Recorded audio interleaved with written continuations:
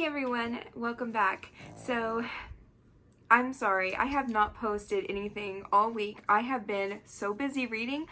I am going to have a vlog come up either tomorrow or Monday for Smutathon, and it has been an amazing time. I am so excited about what I've been reading. I've read so many 5-star books this last week.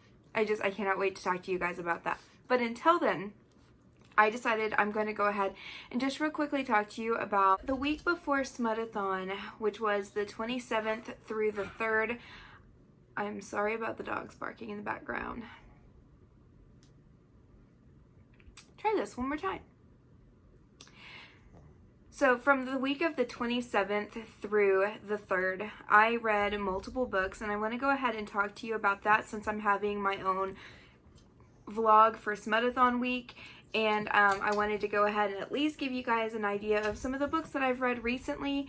And I also want to talk to you about some of my 2020 goals and things that I'm doing a little bit differently this year that I didn't do last year. So anyway, I just want to go ahead. Let's just jump right into it. I'm sorry if this video is a little darker. It is later in the evening. I just did not have time to do this earlier, but I want to go ahead and get this video uploaded and posted today so I have at least something for the week for you guys. So anyway, this is Bella, and she is my baby. She's my little princess. She's a little brat too, but she's just like her mama. And yeah, this is my little girl, Cooper. Come here, Cooper. Hi, baby. Say hello. This is Cooper. He's my other baby. Yeah, he is. These are 2 of my 5 dogs that I have. I'm that crazy dog person. So anyway, this little one is the latest one that I got from the animal shelter. I have made a commitment to only purchase animals from shelters and who really need homes. I'm no longer buying animals. I did buy her. She's 9 years old now, or yeah, she's 9. And so she is the last dog that I've ever purchased on my own, like a puppy. I will only shop from shelters now. So, but anyway, these are my animals. I'm gonna go ahead and let them go so they can get out of here. But let's go ahead and talk about some of the books that I've read recently. I'm gonna start on December 27th. I read Inked by Lauren Landish. This book was ridiculous. I'm not gonna lie. It's by Lauren Landish and Winter Willows. Yes, Lauren Landish and Winter Willows. And this book looked really good. It is an inked bad boys series. It was about a girl and a guy, Maddie and Zane. And Maddie initially meets Zane at a bar, and they almost hook up, and then she like ditches him and leaves. And then the next day she's moving into her condo and finds out that the boy next door is no other than Zane. And this book started out really cute. I thought it was just going to be a really short, steamy audiobook that I could listen to. I listened to it just in one really quick day. I think it was like maybe 4 or 5 hour audiobook. It's not very long.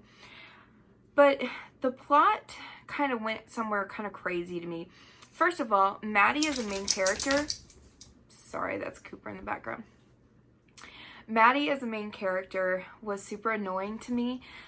She kept running away from Zane, and then she would be like super nasty to him on purpose to try to get him to like not like her or hit on her.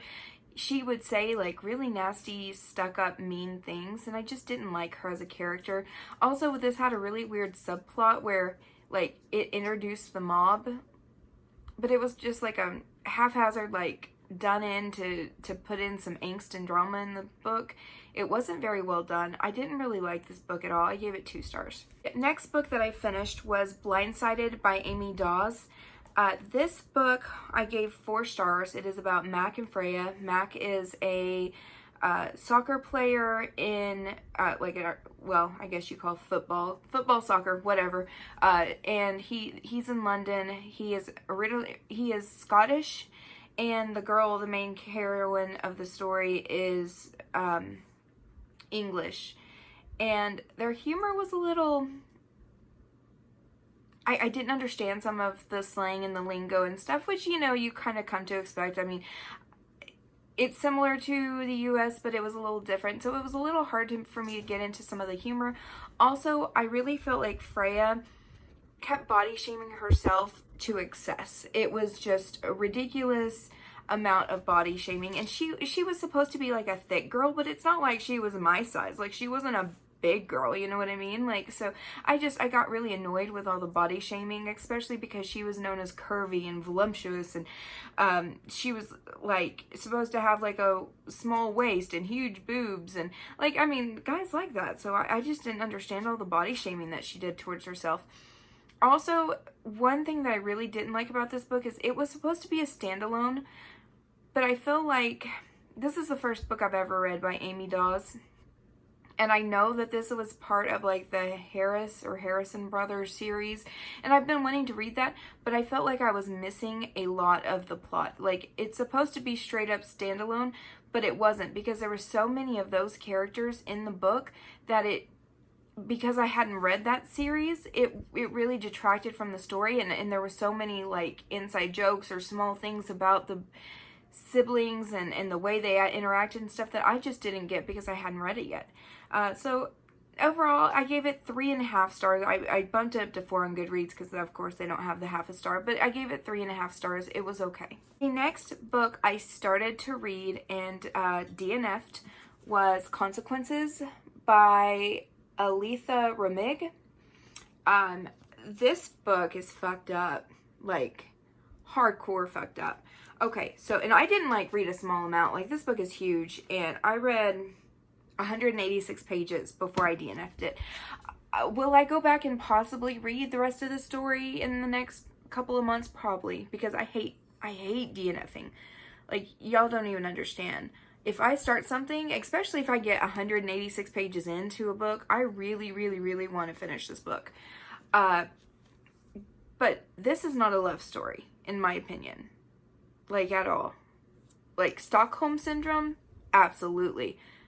But a love story? Definitely not. This chick is kidnapped and raped repeatedly by this guy. And, like, hit and physically abused. And, he's an asshole. And he, like, makes her watch the videos of him doing shit to her at one point. Which, oh my gosh, can I just say, fucked up. Like, this book is really fucked up. Also, the reason, I mean, and I'm okay.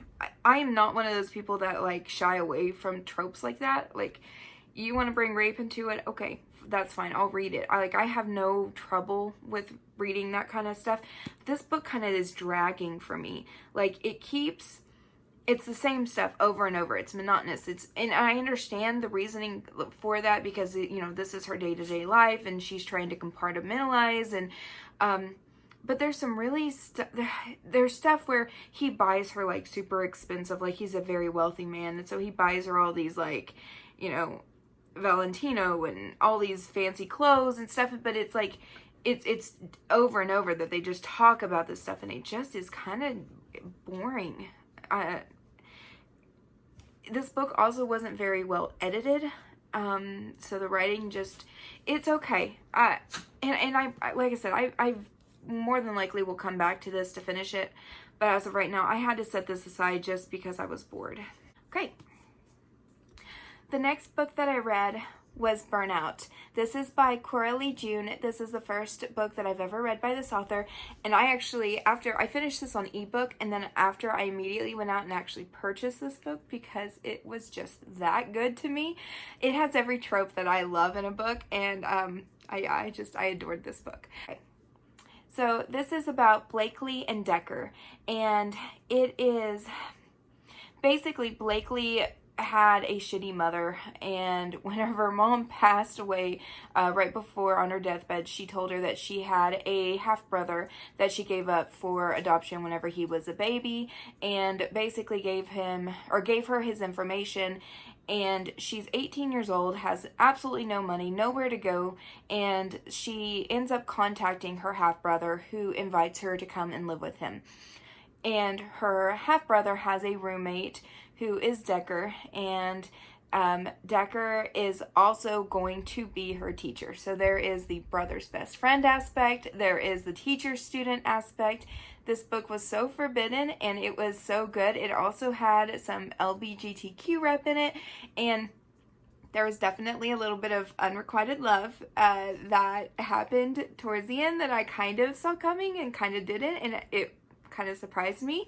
But this book was just, it's smut, and it's not like the best work of art you will ever see on a book, but it had every single trope that I kind of like reading about, and it was hot. I really enjoyed it. I gave it 5 stars. I definitely want to read more by this author, so I highly suggest you go and read it. It is on Kindle Unlimited. That was the last book that I read in 2019. So, of course, the first book I pick up of 2020 was a DNF, and that was Crash by Nicole Williams. This was a book that I had been hearing about for quite a while. I think it's a new adult book. It is about a girl who's in high school, and she meets this guy on the beach, and this guy is kind of like the bad boy who basically like gets on top of her and tells her that if she wants to have fun for a night that he'll be there for her, but anything past that he's not gonna be there. This book's writing was just horrendous. I didn't like the storyline. I didn't like the characters. I could care less about the entire book. So at I think it was 78 pages in, I just DNF'd because life is way too short. This was over a 300-page book, and I just was not feeling it at all. So I went ahead and DNF'd it. I actually had the physical book that I was reading, and I already gave it away to half-price books because I don't have enough room on my bookshelves for books that I just don't really care about. So I got rid of that one. The first book that I finished reading in 2020 is The Air He Breathes. This is by Brittany C. Cherry. I gave this 3.5 stars. This is about Tristan and Elizabeth. Elizabeth, her husband has died in a car accident, and Tristan's wife and child also died in a car accident, and so they end up living next door to each other. He's kind of known as a monster or a asshole, he just completely gave up on life after his wife and kid died the year before, and they connect over their mutual loss, and it is their love story. There was a lot I didn't like about this book, unfortunately, and I love Brittany C. Cherry's writing, but this book just really frustrated me. So they used each other at the beginning. This is their love story, and they used each other. They had sex with each other, and called each other, their dead spouses' names and stuff, and that really kind of rubbed me the wrong way. I really just didn't like that. Also, I saw that twist coming at the end or towards the middle of this book.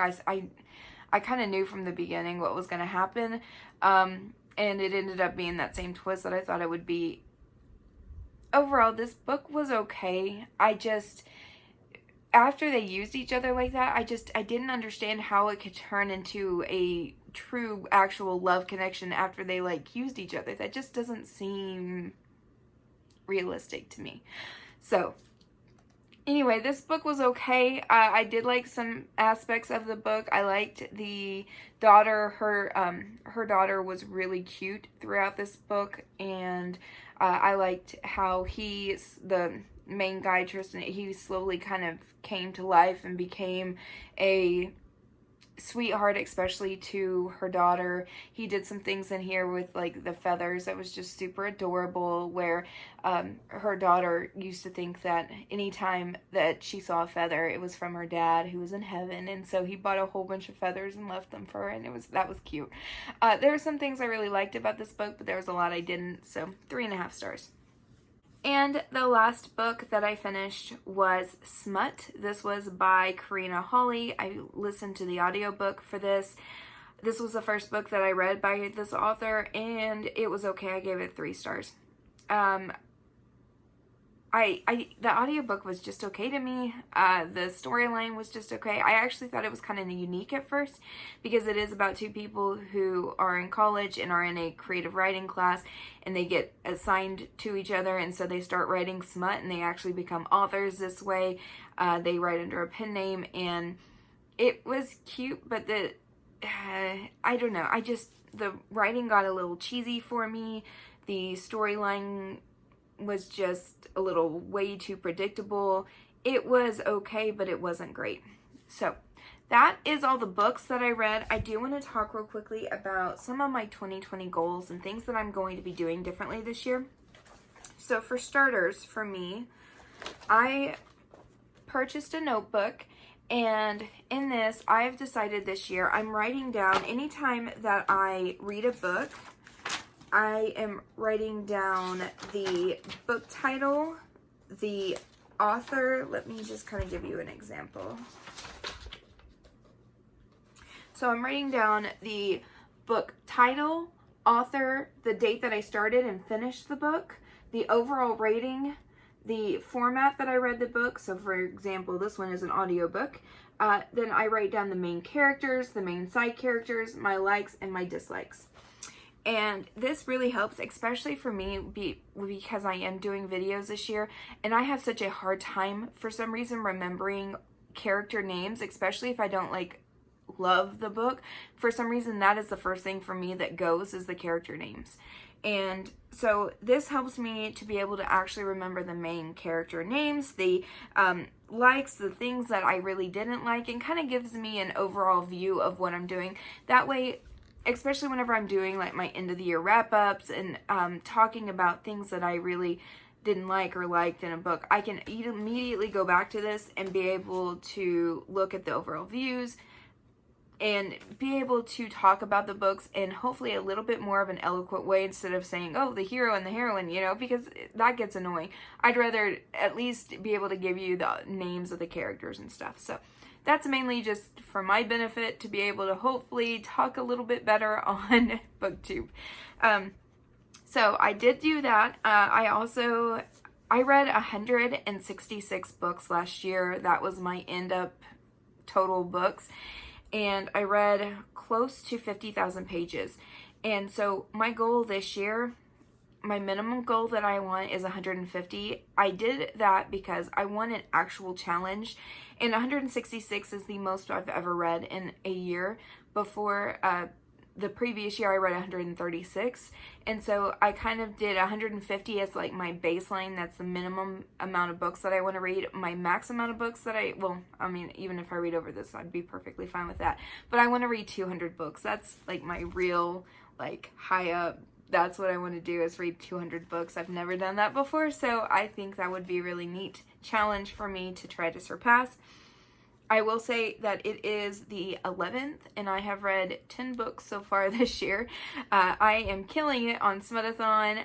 I am not going to finish all 9, but I did finish 8. So I'm super proud of myself, and you guys will be hearing from me very soon on that one. So anyway, these are my goals, is just to mainly write down all my likes and dislikes, and also to read a minimum of 200 books. So that is all that I have for you today. I will be uploading my Smutathon vlog very, very soon, so be on the lookout for that. And let me know what you've read in the comments below. I will talk to you guys very soon.